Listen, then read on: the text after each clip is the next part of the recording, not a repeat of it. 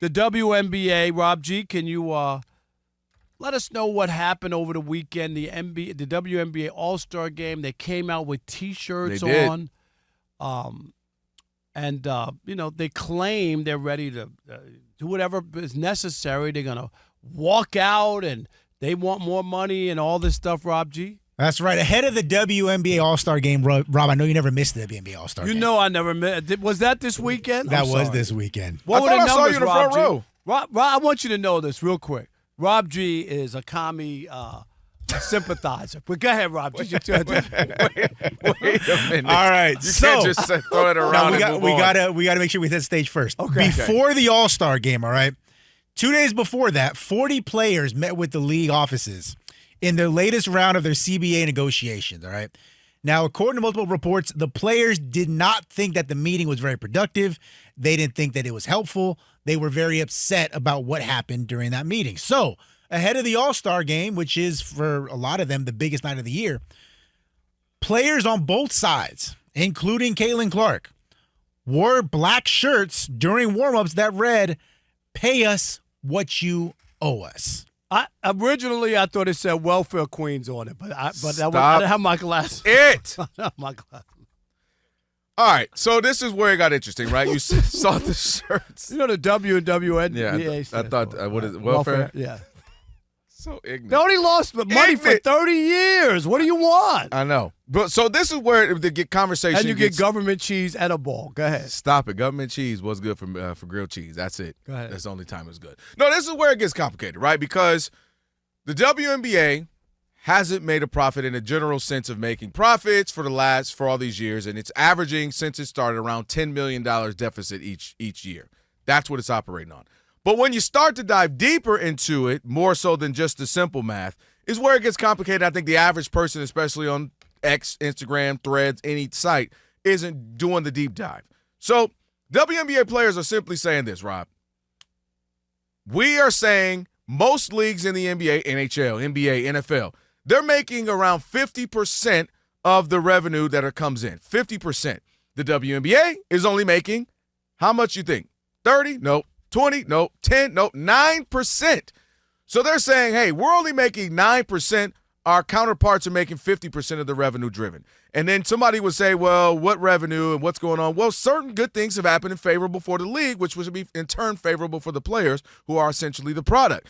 The league has secured a new lucrative $2.2 billion media rights deal to begin in 2026 next year, which is expected to significantly increase revenue. So if you don't stand on it now, Rob, you know this from business standpoint, how am I going to get it? If I just go with the flow, all right, give me 9% a year, then I'm not going to get any of that $2.2 billion. But if I say, hey, we got to negotiate and go up to, 10, 15, 20, 25, whatever, however high they can take it, that's to me that's just simple good business math. Also, the attendance is up 26%. You and I have talked about that. 23% viewership is up. And also merchandise, which is huge because you get percentage of those sales, is up 40%, nearly half, nearly 50%. So simply what they're doing is saying, hey, if there is money to be made, which clearly there are, not to mention $250 million they're getting for the new WNBA teams, the new franchise fees. So that goes to ownership. That's split by ownership. That's right. not that players don't get that. Right, but all of this is going into a pot that they're negotiating. But that doesn't go into a pot. That's what owners get. That's part of why owners they get the expansion fee because you're letting somebody in on your. So right. That's so not a part of it. What I'm saying is, if you're taking this information, you're saying nobody's investing and not thinking they're going to potentially make money. Right? You're not allowing new leagues, new franchises come without the idea of we're going to make money.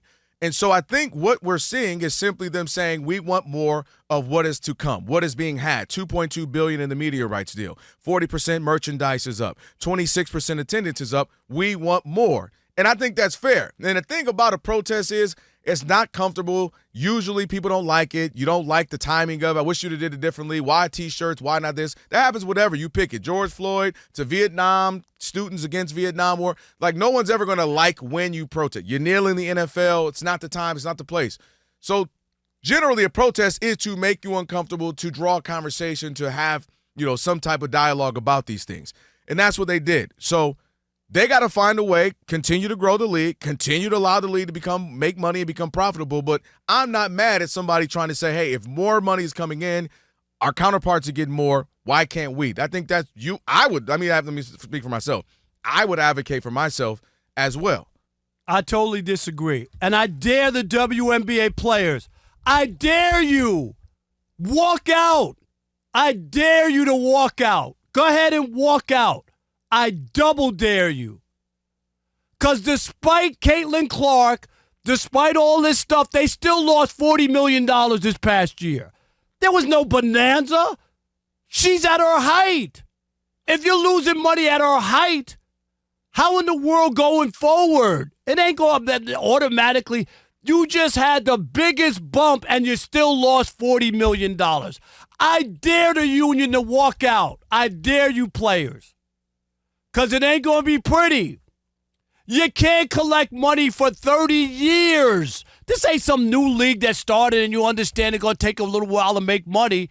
They were subsidized by the NBA. I know firsthand. In Detroit, they didn't want the shock. The commissioner, they begged them, please. I know personally that when they were winning those championships, they couldn't sell tickets. They could not sell tickets. They had a full building because they were giving them away. And all I'm saying is you got to crawl before you walk. And I understand wanting more. But are you accounting for the 30 years of red ink that under normal circumstances you would not have had a league? These football leagues that keep starting up, USF, ULFL, all these things. All I'm ever told is everybody loves football, right? Why don't those leagues last? You know how many of those leagues have folded? Oh, yeah. Because they don't sell tickets. The TV numbers aren't good enough. And you can say whatever you want. Caitlin Clark, when she's not playing, the ratings went down 55%. Those are facts, not feelings. When she wasn't going to announce that she wasn't going to play the WNBA, the tickets dropped off the face of the earth. I'm not saying you're not entitled to money, but it's based off of what you bring in. Devin Booker's going to make $75 million a year, not because they like him, not because he's a man. That's the revenue that is brought in, right? And over time, that can happen. But come on, man, this is way too premature. And if I'm running the WNBA or I'm the NBA that owns the WNBA, I'm not going for the okie doke because Caitlin Clark showed up. And now there's still plenty of buildings where 6,000 people show up. Kelvin, Right. Am I lying? No, that's facts. But, Okay. And that's my point. I hear you. I'm Don't not get it arguing twisted. Listen, Don't get it twisted. There's no but guarantees. I double dare them to walk out because you won't have a league. There's no guarantee. There's no guarantee the league will sustain another 5, 10, 20 years like that. No business. I don't care the model. It could be a restaurant. It could be a movie theater. It doesn't matter. Is guaranteed to succeed. That's just business 101. No business is guaranteed to succeed. And that's why I brought up the football. Everybody wants spring football. We only want NFL. They've been trying to do NCAA football exactly. Thank and you. NFL. That's all they want. And I agree with that. But when you go back to the only thing, if you're looking at this, if you're the WNBA who's seeing this growth when you look at the numbers, and they're also saying, all right, it took sports leagues decades to get viable as well. Because when you look at the NBA, 30 years? Yeah, the NBA took them 40 years to make money. 30 years. Yes. If you look at it, NBA lost. Who owned the WNBA? Was that outside, or did the league subsidize to even make that viable? Is what I'm saying. The NBA was its own entity. Right. Right. But I'm talking about the NBA. I'm saying the NBA didn't make money. They lost $13 million in 1980. That's the year Magic comes in, Bird comes in, and then things take off and they change. That was 40 years of the NBA. They still lost $13 million, which if you did the math into 2025, that'd be $48 million. So all I'm saying is it takes sometimes. You think it's the same? You think during that time? No, they're never going to make the same. No, I'm just money. Okay, I'm saying, do you think? Because I was watching the NBA and I was going to games. They didn't have 4,000 people. They didn't have 5,000. Like the league had a up and down period. There's no doubt about it. That was a down period before Bird and Magic. Yes. But there was some glory times before but that. Let's not not make it like that. No, but they were considering. Teams were considering how to get out of it, how to get out of business. They were tired of those teams. They weren't making money. So I'm not saying the WNBA will ever be the NBA, but I'm saying businesses know businesses take time. So many businesses that we now love, we don't know the history that it took them 20, 30, 40 years to become profitable. That's why people keep investing in these businesses. Even Amazon, it took them a decade to have a profitable year. It just takes time is all I'm saying. And I understand why the players. 30 years. Yeah, I mean, it took the NFL. 30 years, they have their Messiah, and they still lost $40 million. And that's why you negotiate when you have your Messiah. But you lost. If you had a plus on the balance sheet, then maybe I'd say, okay, I saw it. I saw the future. No, we want charter flights. Now we want this. Now you start adding all that. They didn't have that before, so the losses were minimal. Now they're gigantic. $40 million. They got plenty of empty buildings, TV ratings. Let's be realistic. This is a supply and demand market. Right. The reason that the Dodgers paid Shohei Ohtani $700 million. Go look at the turnstiles. Go to the games. Go look at the numbers. Oh, no, it's like 2.6 now. I just did a whole thing on the news. Am I right? 2.6. They're heading toward another 4 million. 4 million people are going to Dodger games. That's all I'm saying. Like you can't deny that the money that's there. All right, 877-99 on Fox. WNBA, pay us what we're owed is what they say. Rob says, don't pay him nothing. I didn't say that. What'd you say? You said welfare? 877-99 on Fox. I say they only fighting for what they trying to get. I ain't mad at them. What you got? Eric in Ohio, you're on the Odd Couple Fox Sports Radio. What's up? Eric. You're going to love this. I moved to Phoenix in 2012, lived there till 2016, and Fry's grocery store owned by Kroger. If you spend over $50, and imagine the size of the families out there, you spend over $50, you got 2 free tickets to a Phoenix Mercury game.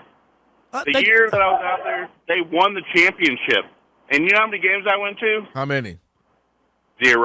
Yeah. The same as Rob. But you know what? If I want to see Bledsoe tear up the court and get 2 free tickets and $50 on there every night, I'll spend $50 a day to go to the whole season. Exactly. And they have a hard time selling tickets. I'm just telling you. Listen, I'm not denying what is factual. Like, not every game is sold out. Not every game is, big time TV buzz, without a doubt. Michael in Texas, you're on the Odd Couple Fox Sports Radio. What's up, Michael? Hey, fellas, let me rant a little bit. I think it's a losing strategy to compare yourself to the NBA with these T-shirts, pay us what you owe us. Whoever brought that up should be fired. They're not likable. They're very hard to root for with this behavior because they've been losing money. I've never heard one WNBA player come out and say, "Thank you, NBA, for keeping us afloat all Thank these years. you. We're gonna do it one day." They just behave like they're entitled to money, and they're not. Plus, Right. the product, the most important thing, the product just isn't there yet. Michael, Some can shoot well, you're spot on, Mike. But yeah, let me finish. Some can shoot well, but until they get more athletic, play more above the rim, it's just not a product that's going to make money. I'd rather go out and watch a high-end high school game like I used to watch in Dallas. I used to see Lincoln High School with Chris Bosh. Wow. I'd rather watch that than these entitled brats. All Thank right. you, guys. Oh, Thank dang. you. All Dang. right. Hey, Tony in This D.C. is how I know a lot of these people never been in negotiations, Rob. Though I am hearing that. You've never had to handle some business. Tony in D.C., It ain't you're on making the Odd sense. Couple Fox Sports Radio. What's up? Hey, what's up, fellas? Hope What's you up, guys Tony? are enjoying your day. I'm with Rob on this, man. I think they're in for a rude awakening that they think they're really more important than what they are. And it's their background singers to the NFL, the NBA, MLB, NHL. Nobody fiends for the WNBA. I respect their talent, Yep. but their biggest tsunami, Caitlin Clark, she's got exposed and now she's injury prone. So who's on the horizon? Juju? Yep. There's just nobody that's going to be captivating the nation like that in that sport, especially during summertime, because after 4th of July, MLB heats up with the pennant races. Yep. And MLB, they had their dead spot, and now MLB's back on the rise Big with their time. rule changes and everything. So they're playing with fire here. That's all I'm saying. No doubt, Tony. Thanks. Let's squeeze one more in. Drew in New Jersey. You're on the Odd Couple Fox Sports Radio. Drew, what's up? I say let's just go, not pay him, say whatever. And if you want to just go by quotes, remember Brittany Griner once stated, "I used to love going to games because it was a good time to go have peaceful reading time." Is that what she said? So she said you could go read a book. You used to be able to go read a book in peace. Very nice. Yeah. On the bench. Appreciate it. The only thing I say, Robin, maybe we'll break here with Steve, is I'm not arguing that the games are super packed and none of that. That's factual. We see it, but when you're coming from a business standpoint and if the merchandise is up 40%, the attendance is up, but the they viewership still is lost. up, But they still lost $40 million. But if there's a $2.2 billion investment, which is coming to the revenue side from a media end, they're saying instead of 9%, we want more. That I don't understand how is deniable. Easy, because for 30 years the league put out the money. Can we take that money back? The losses for 30 years to keep the league. Why? But why would I do that? Because it wasn't separate. This wasn't people started the WNBA like people started the NBA. The NBA started it as an arm of business. The NBA don't need that little bit of money. Oh, okay. The NBA is doing way A-okay.